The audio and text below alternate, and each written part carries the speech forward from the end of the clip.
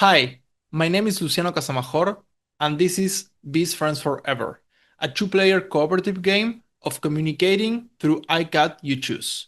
We are two monster buddies hanging out together and playing monster games, but we are too shy to tell each other our secret quirks. So we say things like, would you rather play fetch with Cerberus or roast gelatinous cubes? We will need to develop a new language if we want to have as much fun as possible and become best friends forever.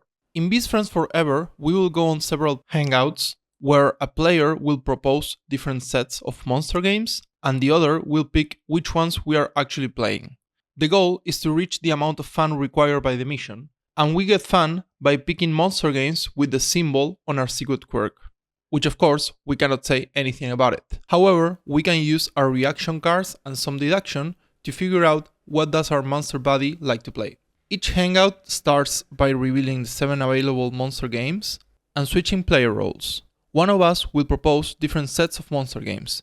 The other will be able to pick the ones that actually go into the hangout and also use their reaction cards to signal monster games that they like or don't like. The proposing player will offer two combinations of monster games. You may combine any two monster games as long as they happen in the same moment of the day or in sequential moments of the day. If the lines are connecting, you're good to go. Then the picking player decides which combination goes in the actual hangout and the others are discarded.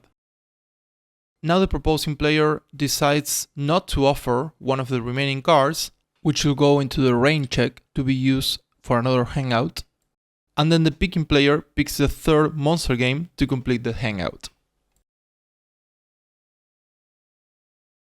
Finally, each player announces how much fun they got from the hangout, of course without revealing specifically why they got that many fun points.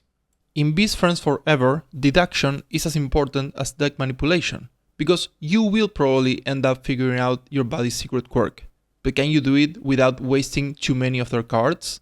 As you advance through the game's 20 missions, you will need to master not only communication through iCat You Choose, but also the rain check mechanic, which allows you to save up monster games for future hangouts. For example, timing bonuses give you extra points if your secret quirk is at the right position in the hangout, but they also may trip up your deduction. And the capricious whims are gonna test your communication and planning skills, as they demand for very specific things that you will need to cooperate to achieve. A single mission of Best Friends Forever is a quick, laid-back 10-minute experience.